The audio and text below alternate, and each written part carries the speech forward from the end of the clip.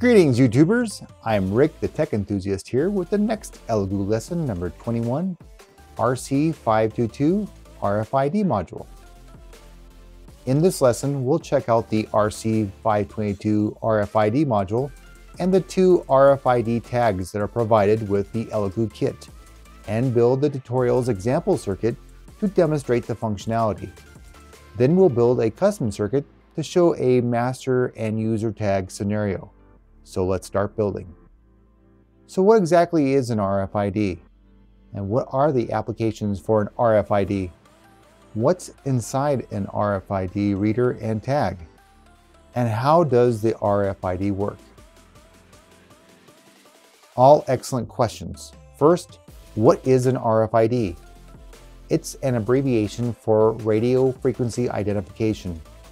It's a technology that allows contactless communication between two devices, a reader and a transponder, commonly called a tag.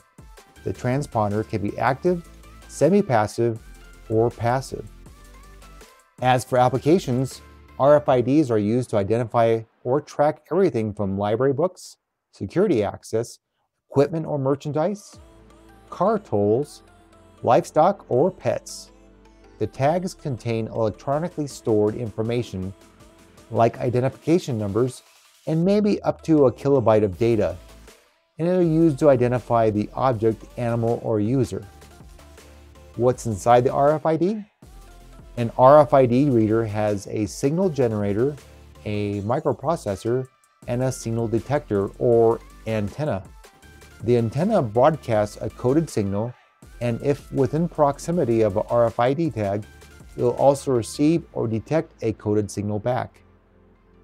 Now, RFID tags come in three forms: an active tag, a semi-passive tag, or a passive tag. An active tag has a source of power, typically a battery, and periodically transmits its ID signal. Semi-passive or battery-assisted tags have their own battery and transmit only after being activated by a reader. And a passive tag requires that a transmitter's radio signal's energy induce a small current in the tag's antenna before working. All tags have an antenna and a tiny integrated circuit. The antenna not only receives or transmits the radio signal, but in the case for passive tags, they're long enough so that a small current is induced within the antenna, which is used to power the integrated circuit. So how does all this work? Well, the RC522 RFID reader uses electromagnetic fields emitting from the trace loops that act as an antenna. The emitted radio waves activate nearby RFID tags. The RFID tags that have their own power source, such as a battery, may operate from a long distance from the readers. Frequency also plays an important factor within the RFID range. The higher the design frequency, the farther the RFID tag can be read. For instance, some passive ultra-high frequency RFID tags are used in vehicles to pay road tolls. They have a range around 25 feet. Whereas the high-frequency RC522 RFID reader and the associated tags operate at 13.56 MHz. They can read passive tags around 5 centimeters away and have a transfer data speed of around 848 kilobits per second. At the heart of the module is the MFRC522 integrated circuit. The MFRC522 supports the ISO 14443A or MyFair mode, and can only operate at 3.3 volts. The datasheet and the tutorial have additional information on the RC522 RFID reader, and I encourage you to check them out. For this lesson, we'll need the following items from your kit: the Elegoo UNO R3 board, the RC522 RFID module, the RFID passive tag that came with the module, the RFID passive card that came with the module, 7 female-to-male jumper wires. On page 148, you'll see the following schematic. A jumper will be connected between the SDA pin and the D10 pin, SCK pin and the D3 pin, the MOSI and the D11 pin, the MISO pin and the D12 pin, ground pin to ground, the reset pin to D9, 3V3 pin to the 3.3 volts. IRQ pin will remain disconnected. On page 149, you'll see the wiring diagram with a photo on page 150. Note we're not going to be using the breadboard. We'll be directly connecting the jumpers between the Arduino and the RFID module. Okay, let's jump to the code. As before, we'll load the recommended sketch provided in the tutorial. Go to the File menu item. Select Open, and browse to where you save the Elegoo files. Then under your language, Code, under Lesson 21, RC522 RFID Module, MF-RC522_RFID, and open the MF-RC522_RFID.INO file. Looking at the code, you'll see that it uses the SPI.h and MFRC522.h libraries. The SPI, or the Serial Peripheral Interface library, is already installed. To verify that we have the MFRC522 library, we select the Sketch menu item. Then select Include Library, and scroll down to see if we have the MFRC522 library installed. Now I'm running Arduino IDE version 1.8.7, and amazingly, it's already installed. If you didn't have it already installed, select Manage Libraries. A Manage Libraries window will appear. In the upper right-hand corner is a search bar. Enter MFRC522 and hit Enter. The manager will search a list of available libraries. One of them is the MFRC522. Select it, and an option to install the latest version will appear. Click the Install button. Once you have it installed, you may need to restart your Arduino IDE. It continues with defining the reset and the SS or slave select pins to 9 and 10. Then it instantiates the MFRC522 object with the slave select pin and the reset pin parameters. This is followed by a define new UID with the array of hex numbers. Wait a minute. Oh, I see.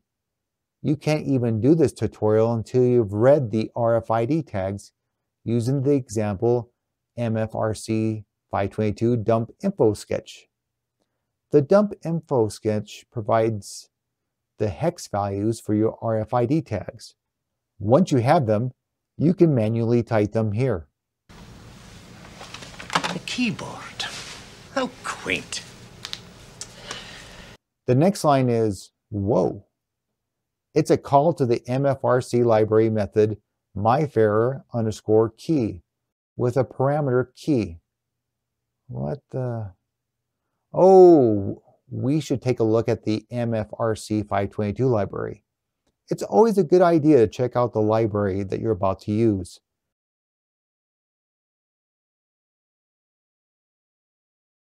Opening the library, we find that the myFerrer_key structure that contains a single byte key byte with an array mf_key_size. As far as I can tell, the mf_key_size is set to 6. Interesting. So the call is actually instantiating a new MFRC522_key structure called key. I'm sure this will become clearer as we move along. The void setup begins with starting the serial monitor. The while loop with a not serial stops the sketch until the serial monitor is open. Then it starts the SPI. initializes the MFRC522 using the method PDC_int, then sends out a serial print with a warning message. Finally, a for loop loops through all the key byte array values and sets them to hex FF. The void loop starts with an if statement, checking if not a new card present or not read card serial, then delay for 50 milliseconds and rerun the command, which causes the void loop to end and restarts at the beginning. However, if a new card is present or read card serial is true, the void loop continues. So essentially, the while loop is constantly waiting for a new RFID card. The next line is a serial print card UID with a little colon. The F formatting is for flashed memory-based string. This is one of Arduino's core macros.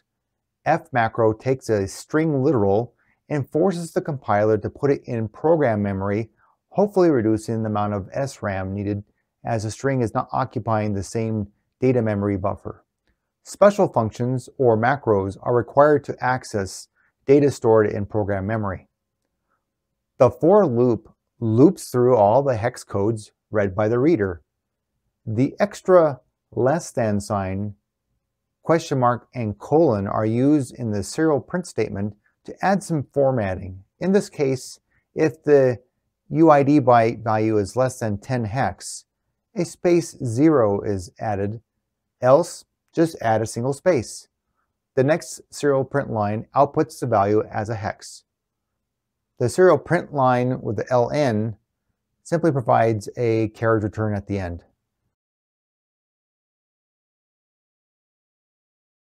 This next section, I believe, tries to reset the tag ID if you had a writable tag.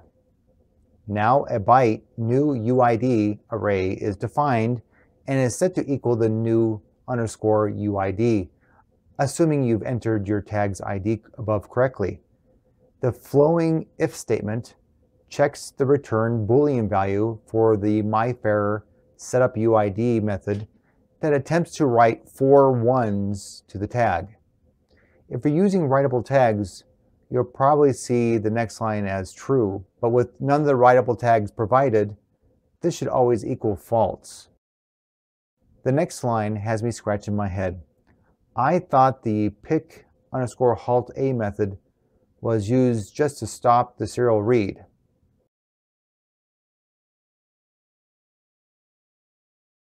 The CPP code comments indicate that it switches from active to a halt state, but the code runs a function pcd_transceive data, and if it returns a status timeout, it returns a status OK.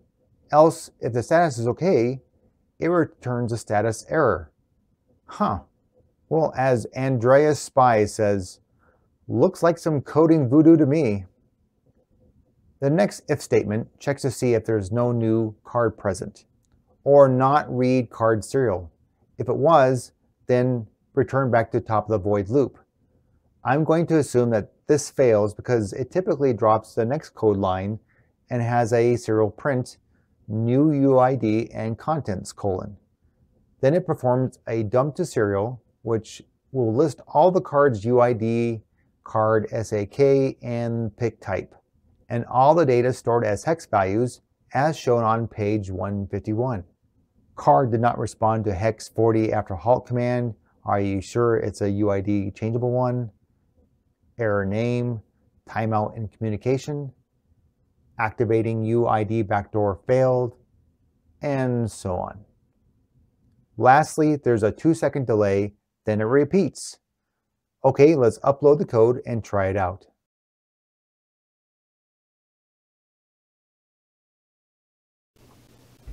Okay, first we open up the serial monitor, and you can see it comes up with this little warning message. And really that's only a warning message if you have a writable tag. I'll take one of my tags and place it on top of the... Oh, how interesting. If you pull the tag off too soon, you get the PCD authenticated failed error. Let's leave it on there this time.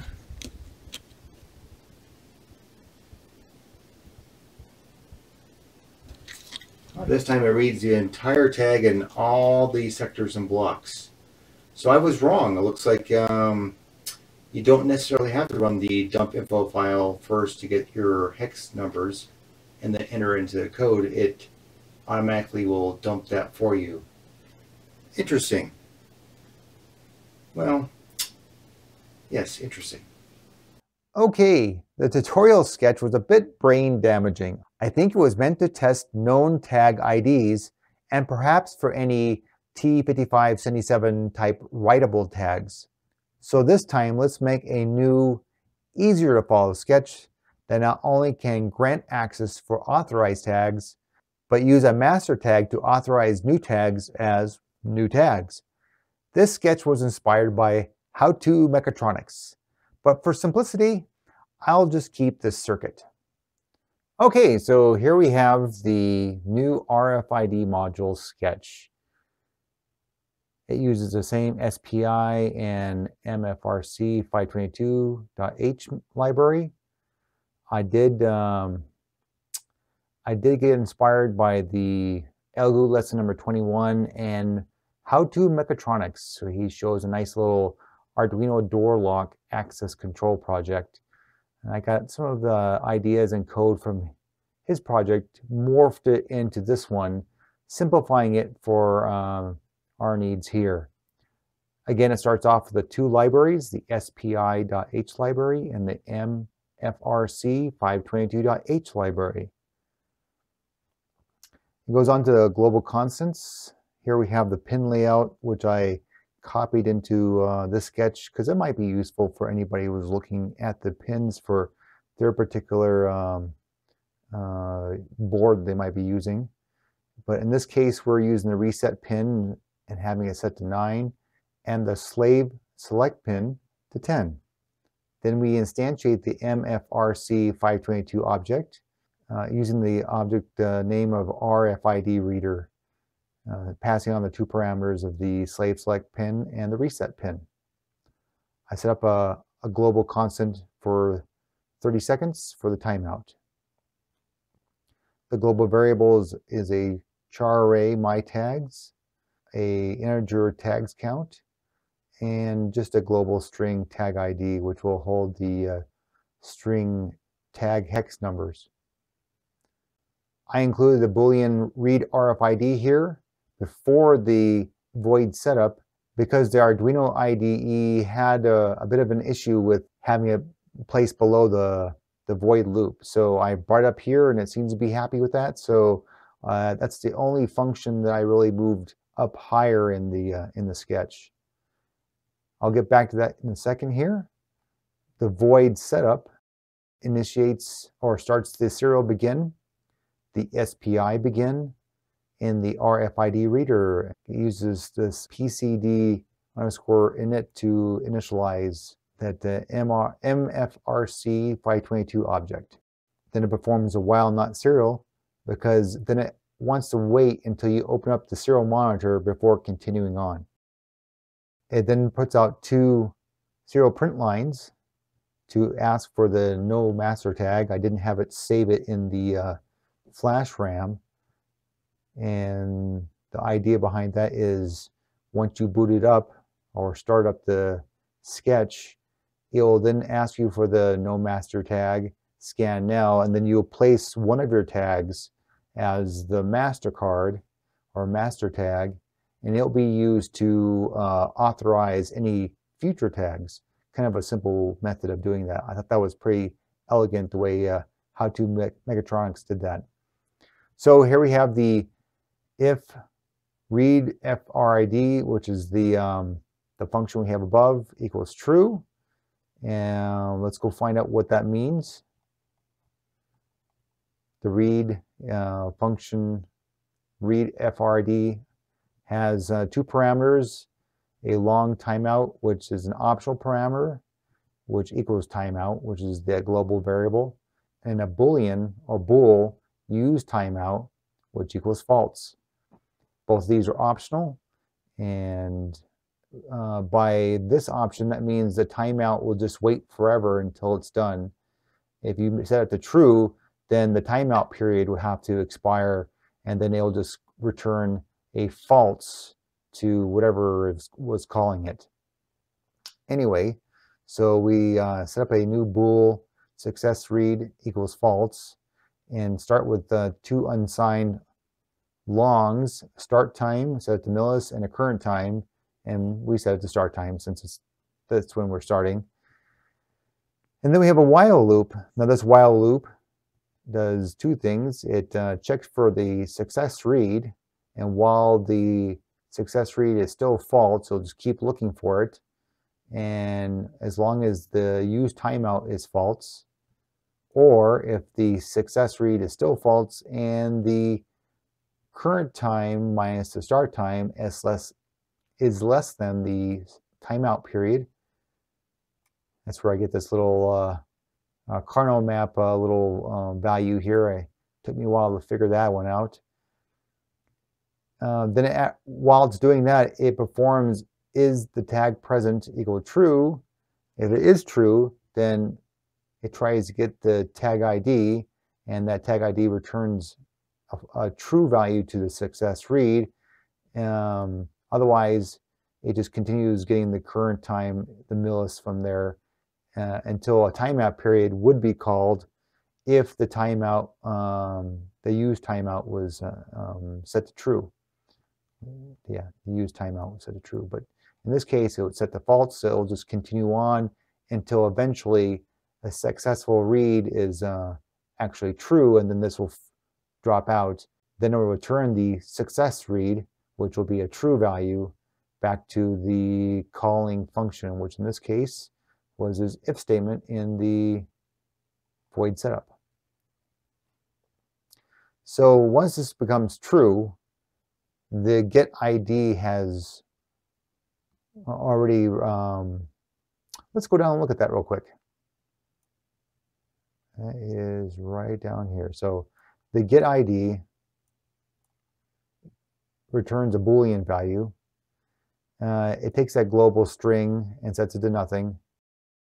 I kept the F macro so that it puts these strings into program memory versus the dynamic memory, freeing up more of the dynamic memory for use of the program. Probably not necessary here, but you know, it might be useful for those who have a large program. And then it does a loop where it looks at the UID size, and it keeps looking through the reader until it completes that loop, each time getting the hex number and adding that number to both the serial print and the tag ID.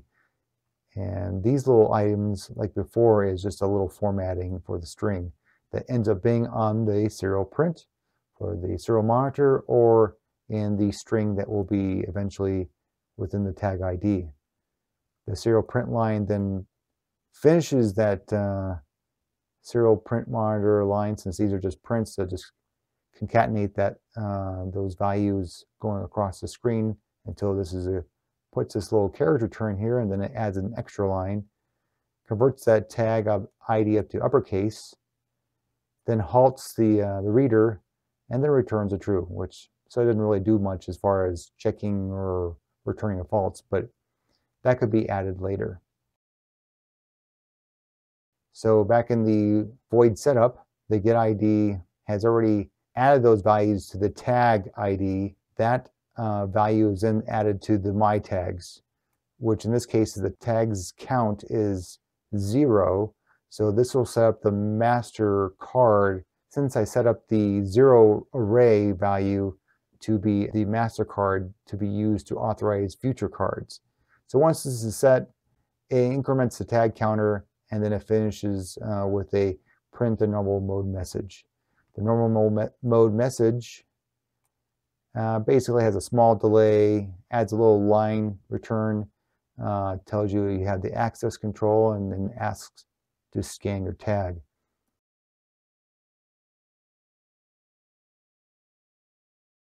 The void loop has been greatly simplified.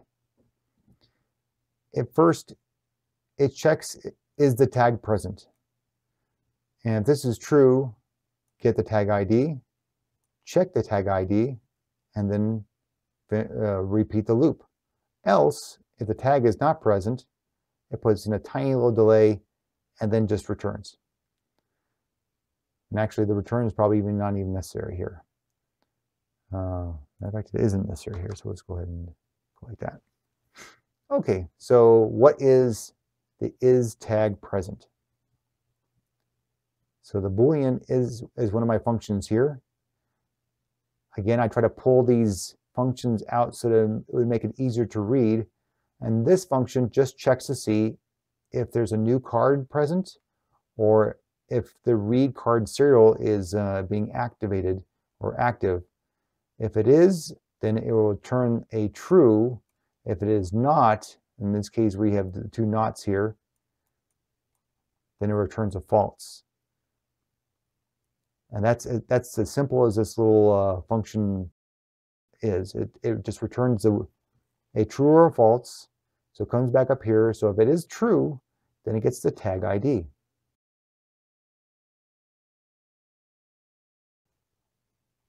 Always wanted a list of functions on the right-hand side so I can just quickly jump to the different functions within your sketch. I have a notepad type program that has that feature, and it would be nice if it was in the Arduino IDE. But nonetheless, here we have the get tag ID, and its function, like we just talked about before, is to get the tag ID. So once that's done, it returns a true, which we don't use a true, and then it goes to check, I believe it was check tag ID. So now void check tag ID is simply a function that checks the tag IDs once the get tag ID has modified the tag ID string. So the tag ID string is then checked with the myTag 0 value, which is the master. If it is the master, then it switches to program mode and then asks for an add or remove tag. It runs through a similar if statement like we had before, read RFID. This time it includes a timeout, which is 30 seconds, and the true value, so it is asking for the timeout. So if it does time out after 30 seconds, it'll just exit out of this routine and go back to the looping again. But if we presented a new tag within the timeout period and it reads it and it's true, it then goes and it checks my tags, the tag ID. So the tag ID is that string again, and it goes through and it would check all the my tags and see if somewhere in one of those indexes in that arrays of 1 to 100, that if it has, or I guess 1 to 99, if it has seen this value before, if it has, then it will return a tag index. So let's go look at that function real quick. Check my tags. And this returns a byte value, and you pass it the string tag ID. We start by setting the local variable tag index to equal 0. And the 0 value, like I said before, has already been reserved for the master card. If it loops through the whole entire process and doesn't find the index, the value will be defaulted as 0, which means it couldn't find it. So here we have the for loop, and it then loops through all the way through all 100 or 99, up to 99 of the array indexes, and tries to find if the string my tag equals the string it's found in the array my tags. If so, it grabs that index. If not, it will be 0. So once it's done, it then returns that tag index. So if the tag index is not equal to 0, that means it did find it in those array of my tags. Then it takes that tag index and it sends it this little char kind of an end value, so gets rid of that value in that array index, and then it says that the tag was removed. If it did return a 0, then it was a new tag, and then it takes that string, the tag ID, and it adds that to the my tags, and it tags count. So the count has been already incremented. So this will be the next array item. So that adds it to that array of my tags. And then it lets you know that a tag was added. And then it increments the tag count again. So it's ready for the next tag. Else, like I was telling you before, if it didn't reach, or it did reach the timeout period, it just says simply timeout, and then it exits the function. Now, if the tag ID that was originally grabbed was not the MasterCard, but a card that was had a valid hex, it checks to see if that tag index is listed in the list of authorized tags. If it is listed, so it was not 0, it did not return the default 0 value, then you're granted access. Now, if it comes back and it was 0, that means it couldn't find it in the array of my tags, then your access denied. And then it goes through and spits out the UID and contents using this pick dump to serial method. After that's all done, it goes back to printing the normal message, which says simply, let's scan your tag now. And you can see that's the end. So that is as simple as it gets. All the functions are very straightforward and neat and clean. It makes it easy to expand. The loop for the void loop is ultra simple. Let's upload the code and let's check it out.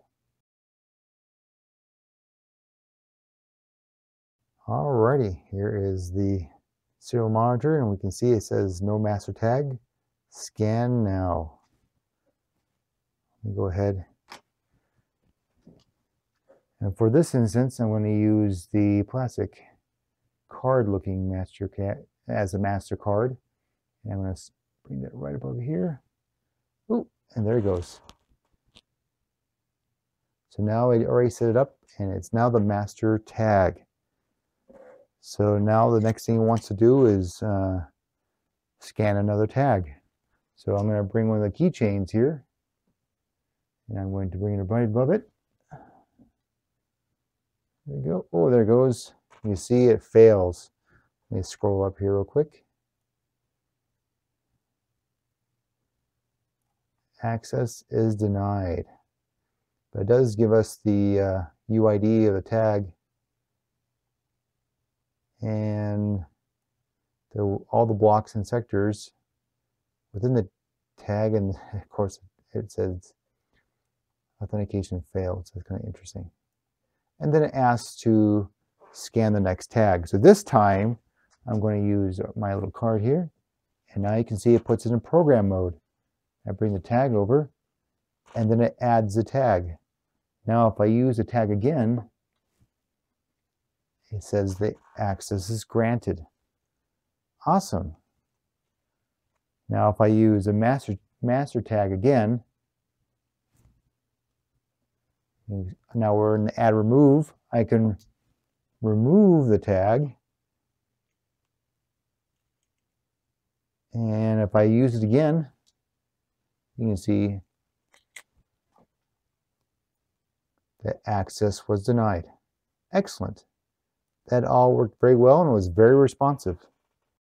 Oh, I forgot to demonstrate the idea of timeout. So let's go ahead and try that. We're going to use the master key, and we're going to put it in program mode. And now after 30 seconds, it should time out.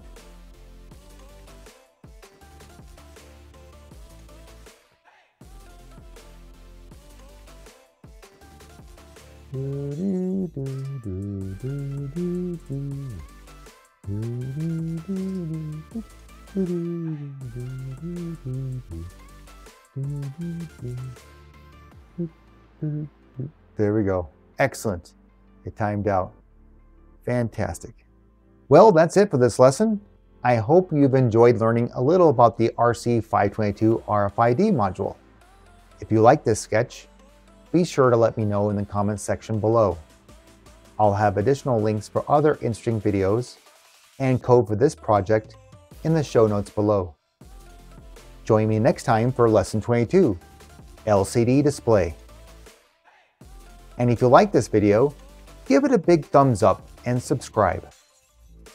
Thanks, and see you next time.